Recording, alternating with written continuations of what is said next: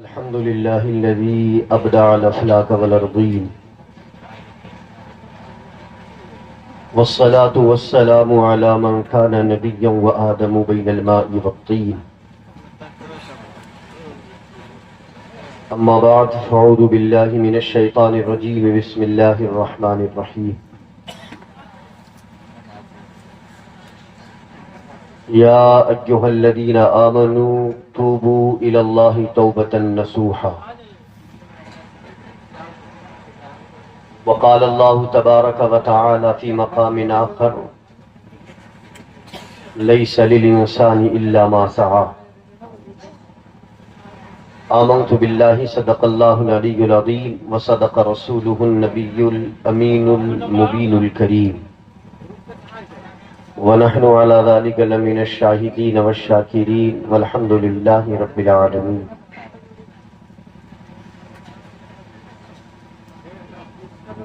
شینشین پر جلوہ افروز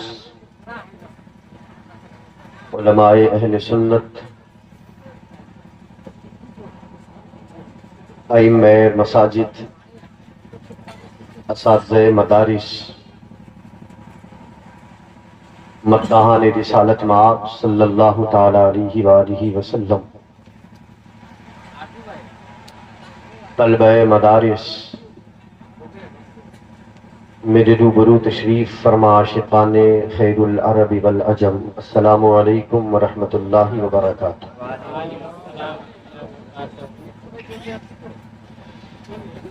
تمام تعریفیں اس پروردگار عالم کے لیے جس نے ہمیں اور آپ کو مصطفیٰ کریم علیہ الصلوۃ والسلام کی امت میں جگہ عطا فرمائی،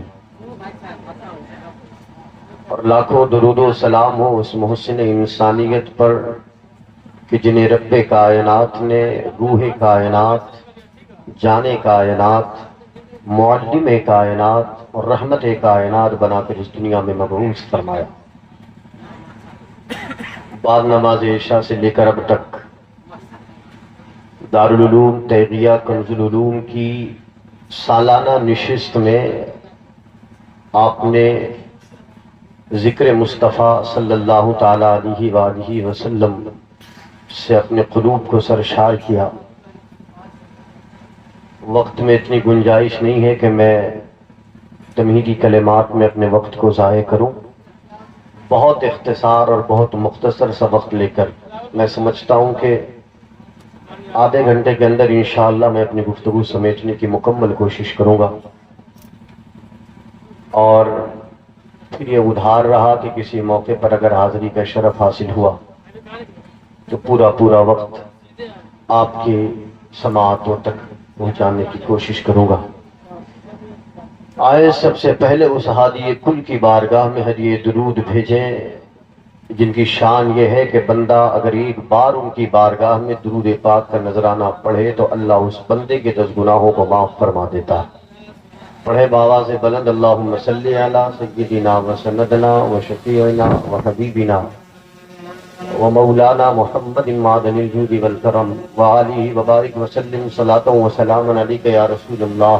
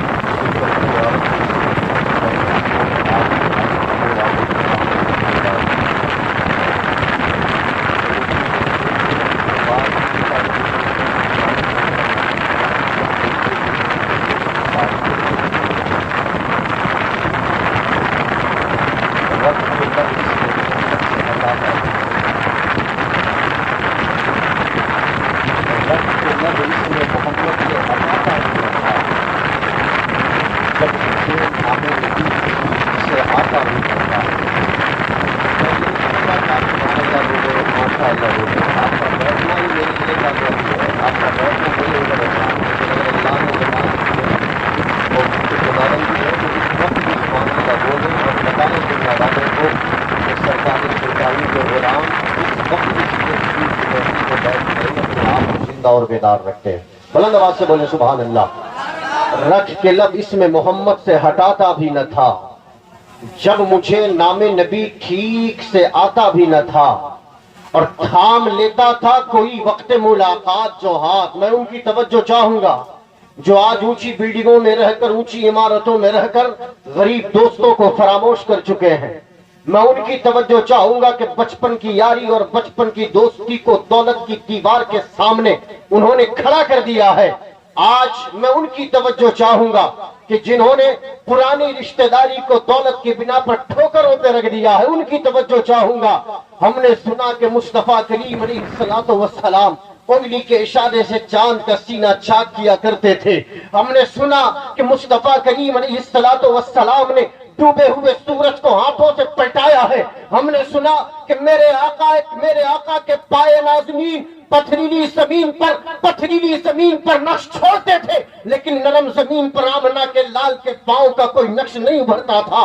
हमने सुना कि मुस्तफा करीम अलैहिस्सलातु वस्सलाम की पूरी जिंदगी में कभी मक्खी ने उनके जिस्म पर बैठने की जुर्रत नहीं फरमाई है।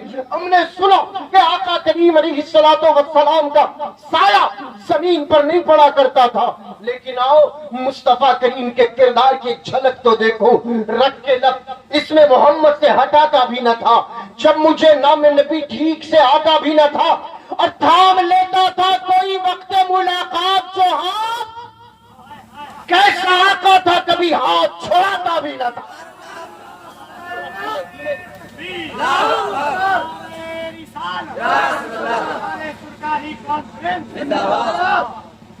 थाम लेता था कोई वक्त मुलाकात जो हाथ।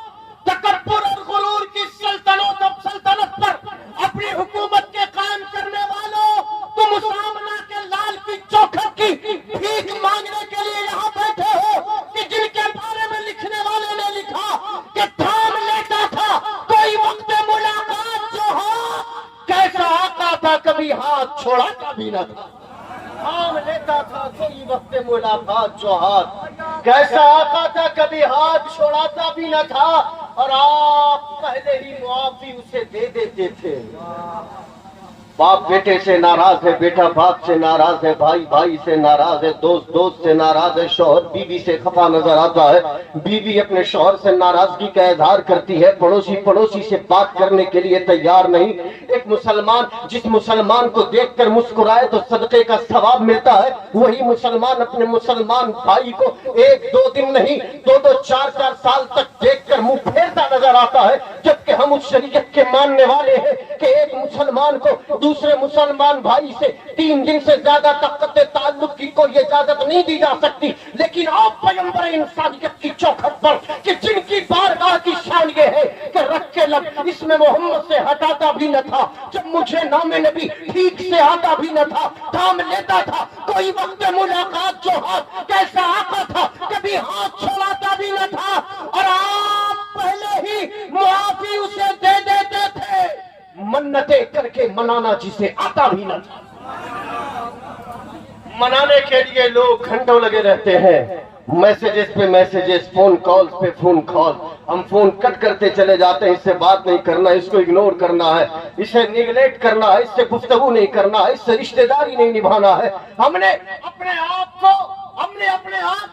इस दुनिया में इस तरह रखा है कि हमें पता ही नहीं है कि हमें अल्लाह की बारगाह में हुजूर भी होना है, हमें अल्लाह की बारगाह में हाजिरी भी देना है कि जहाँ हाल ये होगा फमन यअमल मिस्काल ज़र्रतिन खैरन यरा वमन यअमल मिस्काल ज़र्रतिन शर्रन यरा। हमने जिंदगी में अगर एक जर्रा बराबर भी नेकी की होगी, हमारी आंखों के सामने वो दिखाई देगा, और अगर हमने दुनिया में एक बुराई की होगी वो भी हमारी निगाहों के सामने जाहिर होगी। लोगों अपने आप को संभालो, इस तरह गुरूर और तकब्बुर के महल कायम करते हुए न चलो कि रब की बारगाह में अगर हाजिर हो जाओ तो तुम्हारी नमाजें कम है, रोजे कम है, इबादत कम है, ज़ुहद कम है, वरा कम है, तकवा कम है, नेकियां कम है, किरदार की नेकियां कम, अखलाक की नेकियां कम है। कहीं ऐसा न हो कि तुम्हारा तकब्बुर तुम्हारे जहन्नम में ले जाने का सबब बने, कहीं ऐसा न हो कि तुम्हारा गुरूर तुम्हें जहन्नमी बनाने का सबब बने, कहीं ऐसा न हो कि تمہیں اللہ عز و جل کی بارگاہ کی ناراضگی لے ڈوبے. اللہ اللہ آؤ ذرا مصطفیٰ کی بارگاہ تو دیکھیں. رکھ کے لب اسم محمد سے ہٹاتا بھی نہ تھا, جب مجھے نام نبی ٹھیک سے آتا بھی نہ تھا. تھام لیتا تھا کوئی وقت ملاقات جو ہاتھ, کیسا آتا تھا کبھی ہاتھ چھوڑاتا بھی نہ تھا. آپ پہلے ہی معافی اسے دے دیتے تھے, منتیں کر کے منانا جس سے آتا بھی نہ تھا. اور آپ پہلے ہی معافی اسے دے دیتے تھے, منتیں کر کے منانا جس سے آتا بھی نہ تھا. اور آپ اس کی بھی سنا کرتے تھے ڈھیروں باتیں. اللہ اللہ, بیٹا ماں کے سامنے بیٹھنے کے لیے تیار نہیں ہے, بیٹا باپ کے ساتھ گفتگو کرنے کے لیے تیار نہیں ہے, بھائی کو بھائی سے بیٹھ کر باتیں کرنے کے لیے وقت نہیں ملتا, دوست کو دوست کے ساتھ بیٹھ کر بات کرنے کے لیے وقت نہیں ملتا. ہم کسی کے گھر میں جاتے ہیں تو سب سے پہلے وائی فائی کا پاسورڈ پوچھتے ہیں. ہم کسی کے گھر میں جاتے ہیں, 4 دوست ملے, رشتہ دار ملے, بھائی ملے, 2-4 منٹ کی گفتگو ہوتی ہے, اور 1 گھنٹہ اگر بیٹھے تو اگلا 55 منٹ جو ہوتا ہے وہ ہمارا ایک دوسرے کا موبائل میں صرف ہوتا ہے. کیسی رشتہ داری, کیسی بھائی چارگی, کیسی ہماری زندگی. آؤ مصطفیٰ کریم کی بارگاہ کو تو دیکھیں. حضور منبر پر خطبہ دے رہے ہیں, خطبہ دیتے دیتے ہمارے اور آپ کے دلوں کی دھڑکن. مصطفیٰ کریم علیہ الصلوۃ والسلام منبر نور سے نیچے جلوگر ہوئے, مسجد نبوی سے باہر تشریف لے گئے. دیکھا کہ ایک بوڑھی عورت ہے, چہرہ اس کا جھرریوں میں چھپا ہوا ہے, آنکھیں اس کی دھسی دھسی نظر آتی ہے, ہاتھوں میں ایک لاٹھی ہے جس پر جھکی کمر کے ساتھ وہ ٹکی کھڑی ہوئی ہے. مصطفیٰ کریم علیہ الصلوۃ والسلام اس کی بارگاہ میں اس کے پاس جا کر کھڑے ہو گئے. ذرا سوچو تو صحیح, ہم اس محبوب کے ماننے والے ہیں جنہیں رب کائنات نے ظاہری طور پر 63 سال کی زندگی عطا فرمائی, لیکن حضور پاک علیہ الصلوۃ والسلام جب ظاہری طور پر اس دنیا سے پردہ فرما رہے تھے تو ان کے چہرے, ان کی داڑھیوں کے چند بال سفید تھے, ان کے سر کا چند بال سفید تھا. مصطفیٰ سے زیادہ طاقتور, مصطفیٰ سے زیادہ قوی, آقا کریم علیہ الصلوۃ والسلام سے زیادہ بہادر رب کائنات نے کائنات میں کسی کو پیدا نہیں فرمایا.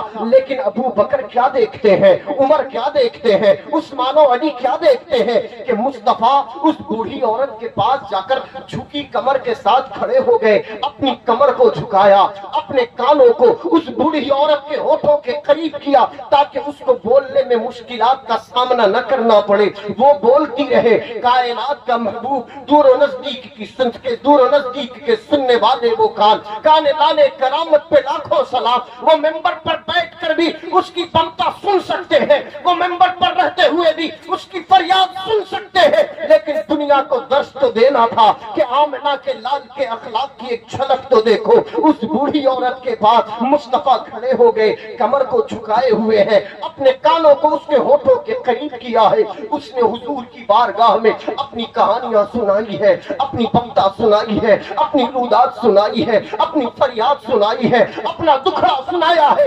آقا سنتے رہے, وہ سناتی رہی, آقا سنتے رہے, وہ سناتی رہی. پیچھے تمام اصحاب مصطفیٰ ہاتھ باندھے کھڑے ہوئے ہیں کہ اٹھا دو پردہ, دکھا دو چہرہ کہ نور باری حجاب میں ہے, زمانہ تاریخ ہو رہا ہے کہ مہر کب سے نقاب میں ہے. حضور کا چہرہ پھرے, آنکھوں کو سیاہبار کیا جائے, حضور کے رخ زیبا سے اپنی آنکھوں کو شرفیاب کیا جائے, لیکن حضور سنتے رہے, وہ سناتی رہی, حضور سنتے رہے, وہ سناتی رہی. جب اس نے کافی دیر تک مصطفیٰ کی بارگاہ میں اپنی کہانیاں سنا ڈالی, اب آقا سے اجازت مانگتی ہے, اپنی لاٹھی کو زمین پر ٹکائے ہوئے الٹے قدم اپنے گھر کی جانب پلٹ پڑی. حضور نے اپنا رخ زیبا اپنے یاروں کے قریب, اپنے صحابہ کے درمیان پھیرا. مصطفیٰ کے جلوہ زیبا سے نکلنے والی کرنوں سے مصطفیٰ کے جانثار صحابہ نے اپنی آنکھوں کو روشن کیا, اپنے دل کو روشن کیا. اور انہی میں سے کسی صحابی نے دست بستہ حضور کی بارگاہ میں عرض کیا تھا, میرے آقا آپ کے قدموں سے اڑنے والی خاک پر میرے ماں باپ قربان ہو جائے. یا رسول اللہ, ماجرا سمجھ میں نہیں آیا, آخر وہ کیا سنا رہی تھی, آخر اتنی دیر تک اس نے آپ کو مشقت میں ڈالا, اتنی دیر تک اس نے آپ کو مصیبت میں ڈالا. آقا جھکی کمر کے ساتھ تکلیف محسوس ہو رہی ہوگی, اپنے دل کی دھڑکن پر ہاتھ رکھو اور مصطفیٰ کا یہ جواب سماعت کرو. آقا فرماتے ہیں, غلاموں یہ نہ دیکھو کہ وہ کیا سنا رہی تھی, سنتا. اگر محمد بھی اس کی بات نہ سنے تو وہ اپنی کہانیاں کس کی چوکھٹ پہ سنا دے. سبحان اللہ.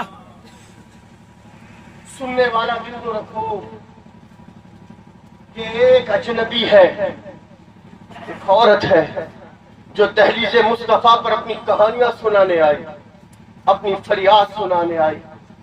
آپ اس کی بھی سنا کرتے تھے ڈھیروں باتیں، وہ جسے پاس کوئی اپنے بٹھاتا بھی نہ تھا. آپ ہی آپ اترتے تھے فرشتوں کے ہجوم. وہ عجب شاہ تھا دربار سجاتا بھی نہ تھا، اور آپ کاندھوں پہ نواسے لیے چل پڑتے تھے. کاندھوں پہ آپ کاندھوں پہ آج کوئی کاندھوں پر بٹھائے تو بہت عجب کرنے کی بات نہیں، تعجب خیز بات نہیں. حضور نے اس دور میں اپنے نواسوں کو کاندھوں پہ بٹھایا. شاعر نے نقشہ کھینچا، کہا آپ کاندھوں پہ نواسے لیے چل پڑتے تھے، گود میں جب کوئی بچوں کو بٹھاتا بھی نہ تھا. آپ کاندھوں پہ نواسے لیے چل پڑتے تھے، گود میں جب کوئی بچوں کو بٹھاتا بھی نہ تھا. جبھی تو تاجدار بریلی نے کہا اللہ کی سرتابہ قدم شان ہے یہ، انسان ہی انسان، وہ انسان ہے یہ. قرآن تو ایمان بتاتا ہے انہیں، اور ایمان یہ کہتا ہے میری جان ہے یہ. ایمان یہ کہتا ہے میری جان ہے. اللہم صلی علی سیدنا و مولانا محمد وعلی آلہ وصحبہ وبارک وسلم. صلاۃ و سلام علیک یا رسول اللہ صلی اللہ علیہ وآلہ وسلم. بہت اختصار کے ساتھ چند منٹوں کے لیے حاضر. قرآن نے کہا یا ایھا الذین آمنوا توبوا الی اللہ توبۃ نصوحا. علماء بیٹھے ہیں، پوچھیں ان سے، اے ایمان والو، اے ایمان والو، اللہ کی طرف رجوع کرو، اللہ کی طرف پلٹ جاؤ. توبۃ نصوحا، ایسا پلٹو کہ دوبارہ پھر واپس گناہ کا ارادہ نہ کرو. ایسا پلٹو، ایسی توبہ کرو کہ پھر اس توبہ کو توڑنے کی جرت نہ کر سکو. یہاں جتنے لوگ بیٹھے ہیں، جتنے لوگ، کوئی ایک بندہ بھی ایسا نہیں ہوگا جو یہ کہنے کی جرت کر سکے کہ ہاں میں نے کوئی گناہ نہیں کیا. کوئی ایک بندہ ایسا نہیں ہوگا جو یہ کہنے کی جسارت کر سکے کہ مجھ سے کوئی خطا، مجھ سے کوئی لفظش، مجھ سے کوئی جرم نہیں ہوا. آقا فرماتے ہیں کہ ہر انسان خطا کار، ہر انسان، لیکن بہترین خطا کار وہ ہے جو غلطیوں کے بعد، خطاؤں کے بعد، لفظشوں کے بعد اپنے رب کی بارگاہ میں رجوع کر لے. 60 سال کی زندگی ہم نے گزاری، 40 سال کی زندگی ہم نے گزاری، 50 سال کی زندگی ہم نے گزاری. جو عادت 20 سال کی عمر میں تھی وہ 40 سال کی عمر تک ہے. جو عادت 30 سال کی عمر میں تھی وہ 50 سال تک ہے. جو عادت، جو خرابی، جو جرم، جو لغزش، جو خطائیں، جو گناہ ہم سے آج سے 10 سال پہلے ہوتے تھے وہ آج بھی ہماری زندگی میں ہے. تو پھر سوچ کر دیکھو کہ رمضان کے روزے ہمیں کیا دے گئے، ہماری عبادتیں ہمیں کیا دے گئی، نمازوں کی پابندیاں ہمیں کیا دے گئی، جلسوں کی حاضری ہمیں کیا دے گئی، علماء کے خطابات ہمیں کیا دے گئے، پیران کرام کی بارگاہ سے ہم نے جو دعائیں لی اس کا فیض اور اس کا اثر ہمیں کہاں لے کر گیا. اگر ہماری زندگی گناہوں کے اڈے سے باہر نہیں نکلی، اگر ہماری زندگی گناہوں کے جرموں کے اڈوں سے باہر نہیں نکلی تو خدا کی عزت و جلال کی قسم نہ سمجھو گے تو مٹ جاؤ گے. اے ہندی مسلمانوں، تمہاری داستہ تک بھی نہ ہوگی. اپنے آپ کو پہچان دو، ہمارا کوئی رب ہے، ہمارا کوئی مالک ہے، کوئی خالق ہے، کوئی رازق ہے جو ہم سے سوال کرنے والا ہے، جو ہم سے پوچھنے والا ہے. توبۃ نصوح کے بارے میں مفسرین اکرام نے فرمایا کہ گناہگار جو ہوتا ہے وہ 3 قسم کا ہوتا ہے. بلند آواز سے، کتنی قسموں کا؟ 3 طرح کا گنہگار ہوگا. ایک گناہگار وہ جو گناہ کرے اور گناہ کے کرنے کے بعد سرے سے انکار کر دے کہ میں نے یہ گناہ نہیں کیا. گناہ کیا اور اس سے جب پوچھا جائے تو وہ ڈائریکٹ انکار کہ میں نے نہیں کیا. ایسا گناہگار اللہ عز و جل کی بارگاہ کو ناراض کرنے والا، سخت ناراض ہوتا ہے پروردگار. پوچھا دوسرا گناہگار، کہا کہ دوسرا گناہگار وہ جو گناہ کرے اور جب اس سے اس گناہوں کے بارے میں پوچھا جائے تو وہ اس گناہ کو جائز ٹھہرانے کی جھوٹی دلیل دینے کی کوشش کرے. یہ دوسرا گنہگار جو پہلے گناہگار سے زیادہ خطرناک ہے، یہ بھی اللہ کو ناراض کرنے والے. گناہ کیا، اور جب اس گناہ کے بارے میں اس سے پوچھا گیا تو اس نے کہا کہ ہاں میں نے تو کیا ہے، لیکن اس کی دلیل یہ جھوٹی دلیل ہے جسے ہم اور آپ اپنی زبان میں کٹ دلیل کہتے ہیں۔ دوسرا گنہگار۔ اب تیسرا گنہگار، تیسرا گناہ، ہمیں یہ چیک کرنا کہ ہم کس کیٹیگری میں ہیں۔ ہم بھی گنہگار، آپ بھی گنہگار، سب خطا کار، کوئی ایسا شخص نہیں ہے جو پاک اور صاف ہے، کامل ذات فقط حضور کی۔ اللہ عز و جل، اللہ تبارک و تعالیٰ نے جو حضور کو بنایا وہ ایسا کسی کو نہیں بنایا۔ وہ حضور کا صدقہ ہے جو اہل بیت پہ اترا، جو اصحاب مصطفیٰ پہ اترا، جو اولیاء کاملین کو گناہوں سے پاک، گناہوں سے محفوظ رکھنے والا۔ لیکن ہماری اور آپ کی زندگی گناہگار کی تیسری قسم، فرمایا تیسرا گناہگار وہ کہ جب گناہ کرے اور اس سے اس گناہ کے بارے میں پوچھا جائے تو برجستہ کہہ کہ ہاں مجھ سے غلطی ہو گئی، میں بندہ عاجز، مجھ سے خطا ہو گئی، مجھ سے لغزش ہو گئی، اللہ میرے اس گناہوں کو معاف فرمانے والا۔ مفسرین فرماتے ہیں کہ وہ دو گناہگار بڑا خطرناک، لیکن تیسرا گناہگار جس نے فوراً اقرار جرم کر لیا، رب کائنات اقرار جرم کی برکت سے اس کے گناہوں کو معاف فرما دے۔ یہ تیسرا گناہگار۔ ہمیں دیکھنا ہے کہ ہم کس کیٹیگری میں رکھتے ہیں۔ دارالعلوم تیغیہ کنز العلوم کے اس سالانہ اجلاس میں اس اسٹیج پر بیٹھ کر میں ایک دعوت فکر آپ کو دینے کی کوشش کر رہا ہوں۔ ہمارا حال کیا ہے بتاؤ؟ ہمارا حال، موبائل چوری ہو جائے نا تو اس پہ آنسو آ جاتے ہیں، بیٹے کو چوٹ لگ جائے تو اس پہ آنسو آ جاتے ہیں، گھر میں میت ہو جائے تو اس پہ آنسو آ جاتے ہیں، مسجد سے اگر اچھی چپل چوری ہو جائے تب بھی لوگوں کی آنکھوں میں آنسو آ جاتا ہے، کسی نے فون ریسیو نہیں کیا تب بھی آنکھوں میں آنسو آ جاتا ہے۔ ہمارا حال یہ ہے کہ کوئی گفتگو نہ کرے تو آنکھوں میں آنسو آ جاتا ہے۔ ہم نے اپنے آنسوؤں کو اتنا سستا کر لیا، اتنا سستا کر لیا کہ جب چاہا اسے دنیاوی معاملات میں بہا دیا، لیکن قدر و قیمت والے آنسو تو وہ ہیں کہ جو راتوں میں اٹھ اٹھ کر اپنے رب کی بارگاہ میں اپنے گناہوں کو یاد کر کے خشیت خداوندی سے اپنے آنکھوں سے آنسوؤں کے قطرے نکالتے ہیں۔ آقا فرماتے ہیں کہ جو آنکھوں سے راتوں میں آنسوؤں کا قطرہ اپنے گناہوں پر پشیمان ہو کر نکالتا ہے، رب کے فرشتے اسے ہاتھوں میں اٹھاتے ہیں۔ اس کے گناہوں سے نکلنے والے آنسوؤں کے قطرے کی شان یہ ہے کہ وہ زمین پر بھاگ نہیں گرتا، اللہ اس کے گناہوں کو پہلے معاف فرما دے۔ آپ یاد کیجئے 50 سال کی زندگی میں کب اپنے گناہوں پہ ہم روئے ہیں، 40 سال کی زندگی میں ہم نے اپنے گناہوں کو کب اپنے رب کی بارگاہ میں پیش کیا۔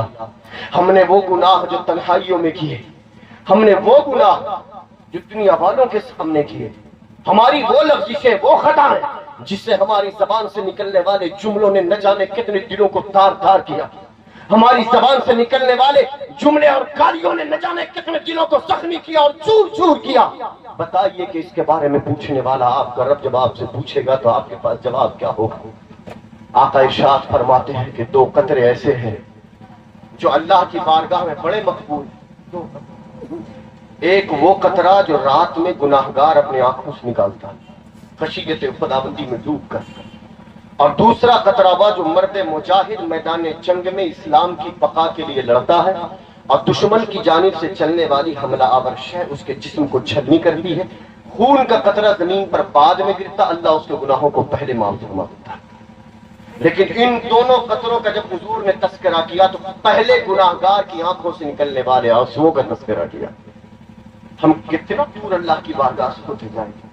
کوئی ہے جو یہ گارنٹی دے سکتا کہ میں حج کرنے کے بعد ہی موت کو گلے لگاؤں؟ کوئی ہے جو یہ گارنٹی دے سکتا ہے کہ بیٹوں کی شادی ہو جائے گی اس کے بعد موت میرے دروازے پہ دستک دے گی؟ کوئی ہے جو اس بات کی گارنٹی دے سکتا ہے کہ فلاں پلاٹ خریدا ہے اس پر بلڈنگ کی تعمیر کر لوں گا اس کے بعد اللہ کی بارگاہ میں حاضری ہوگی؟ کوئی ہے؟ میرے آقا نے فرمایا، حضور کی حدیث کا مفہوم ہے کہ ہماری امت 60 اور 70 سال کے درمیان اس دنیا سے چلی جائے، ہماری عمر بڑی مختصر سی، 40 سال اگر کسی نے گزارا ہے تو فقط 20 سال بچے ہوئے، وہ بھی اللہ ماشاء اللہ اگلا سیکنڈ بھی اس کی موت کا ہو سکتا۔ ہم میں سے اکثر جس کی موت ہوتی ہے ذرا غور تو کریں کہ ان کی عمر کا تقاضا کیا تھا، کون بچانے والا، کون پوچھنے والا؟ یہاں آنکھ بند ہوئی، اعمال منقطع ہو گئے سوائے 3 کی، جو اس نے علم پھیلایا، سوشل کام کیا، یا پھر اس کی اولاد جو اس کے حق میں مغفرت کی دعائیں کرے۔ کوئی ہے بچانے والا؟ کوئی ہے ہاتھ تھامنے والا؟ ہماری گناہوں سے، ہمارے جرموں سے، ہماری لغزشوں سے بچانے والا کون؟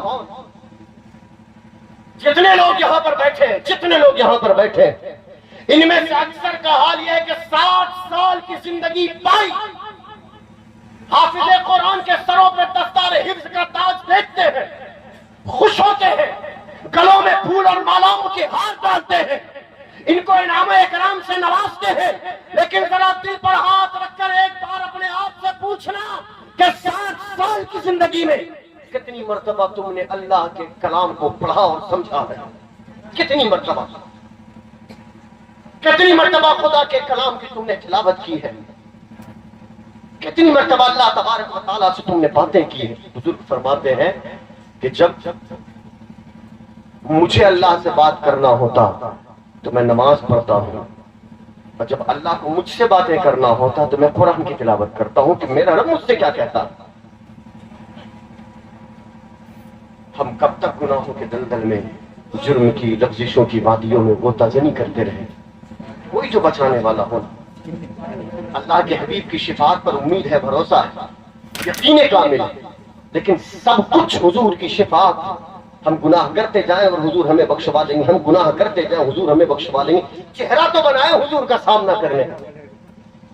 ہماری راتیں کیسی گزرتی ہے، ہمارا دن کیسے گزرتا، ہمارا سفر کیسے گزرتا، ہماری محفلیں کیسی ہوتی ہے، ہماری تنہائیوں کا حال کیا ہے، تنہائیوں کا حال کیا ہے۔ جتنے لوگ ہیں یہاں پر، جتنے لوگ، میں اگر ابھی ہاتھ اٹھاؤں تو سب کا ہاتھ اٹھے گا، کتنے لوگ حضور کو دیکھنا چاہتے ہیں، دیکھنا چاہتے ہیں، حضور کا دیدار کرنا چاہتے ہیں، کرنا چاہتے ہیں؟ ایک نسخہ بتاتا، اللہ سب سے پہلے مجھے اور اس کے بعد آپ کو اس پر عمل کرنے کی توفیق دے۔ ان آنکھوں کو وہ نہ دکھاؤ جو حضور دیکھنا پسند نہ کرے، ان آنکھوں کو وہ نہ دکھاؤ جو حضور دیکھنا پسند نہ کرے۔ اور سارا مفہوم آپ سمجھ چکے ہیں۔ ہم اپنی آنکھوں کو بے حیا بنائیں، ہم اپنے دل کو داغدار بنائیں، ہم اپنی آنکھوں کو اتنی بے حیا اور اتنی بے حیا بنائیں کہ ہم اپنے بھائی کے ساتھ وہ مناظر دیکھنے کی جرت نہ کر سکیں۔ ان آنکھوں کو ہم نے اتنا پاپی، اتنا مجرم، اتنی خطا کار بنا دیا کہ ان آنکھوں میں حضور سماتے ہی نہیں ہیں۔ ان آنکھوں سے گناہوں کا پردہ ہٹائے اور پھر دیکھیں کملی والا پہلے اپنا گنبد دکھائے گا اور پھر گنبد والا آپ کے خوابوں میں تشریف لائے گا۔ حضور کو دیکھنا چاہتے ہیں تو اپنی آنکھوں کو پاپی بنانے سے بچائیں، اپنے دل کو پاپی بنانے سے بچائیں، اپنی زبان کو مجرم بنانے سے بچائیں، اپنے آپ کو اس طرح بنائیں جیسے حضور چاہتے ہیں۔ اپنے دل میں، اس دل میں اگر تکبر ہوگا حضور نہیں آئے گا، اس دل میں غرور ہوگا حضور نہیں آئے گا، اس دل میں انانیت ہوگی حضور نہیں آئے گا، اس دل میں جرم ہوگا، خطائیں ہوگی حضور نہیں آئے گا۔ یہ دل اگر گناہوں کی سیاہی سے بالکل سیاہ ہو چکا ہوگا حضور نہیں آئیں گے۔ حضور کو بلانا ہے تو پہلے اس دل کو روشن کرو، حسد سے پاک کرو، جلن سے پاک کرو، کینہ کپٹ سے پاک کرو، غرور سے پاک کرو، بے ایمانی سے پاک کرو، بد اخلاقی سے پاک کرو، بد کرداری سے پاک کرو۔ اس دل کو اتنا اجلا کر دو کہ جب دل تمہارا نورانی ہوگا تو اس دل کی نورانیت مصطفیٰ کریم علیہ السلام کی بارگاہ میں دست عرض کرے گی، یا رسول اللہ، یہ دل کا مکان آپ کی آمد کا انتظار کر رہا ہے، خدا کی عزت کی قسم مصطفیٰ تمہارے قلوب میں آئے۔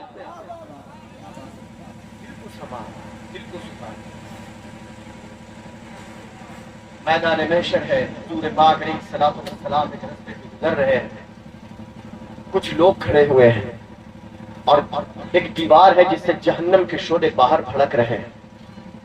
وہ لوگوں نے حضور کی بارگاہ، حضور کی آمد سے پہلے ان شعلوں کو نماز کا، روزوں کا، حج و زکوٰۃ کا واسطہ دیا کہ تھم جائے، لیکن جہنم کا شعلہ رکنے کے لیے تیار نہیں۔ علماء بیٹھے ہیں، پوچھے، میں مفہوم حدیث بیان کر رہا۔ اتنے میں حضور آئے، انہوں نے غلاموں کو دیکھا، آقا کریم علیہ السلام انہیں دیکھ رہے تھے کہ اتنے میں حضرت جبریل آئے۔ آنے کے بعد جبریل امین نے ایک پیالہ دیا اور حضور سے کہا، یا رسول اللہ، اس پیالے میں جو پانی ہے ان پانی کے قطروں کو ان شعلوں کی جانب پھینکے۔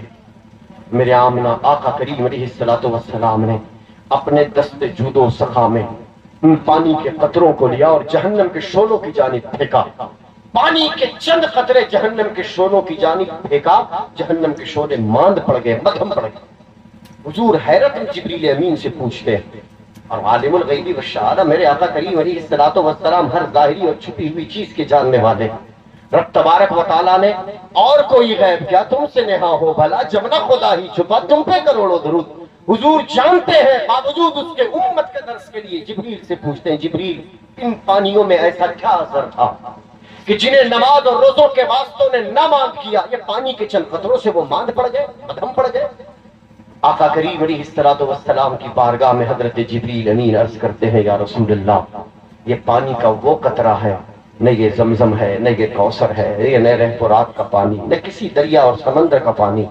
آقا یہ وہ پانی کے قطرے ہیں جب آپ کی گناہ گار امت راتوں میں اٹھ اٹھ کر اپنے گناہوں کو یاد کر کے اپنے رب کی بارگاہ میں خشیت کے آنسو بہایا کرتی تھی۔ صحابہ آقا کریم علیہ الصلوۃ والسلام سن رہے ہیں، جبریل فرماتے ہیں، یا رسول اللہ، فرشتے اسے ہاتھوں میں لیتے تھے، یہ جو آپ کے ہاتھوں میں قطرے تھے نا، وہ کسی دریا سمندر کا پانی نہیں، گناہگار کی آنکھوں سے نکلنے والے آنسوؤں کا قطرہ تھا، جس سے جہنم کے شعلے مان پڑے۔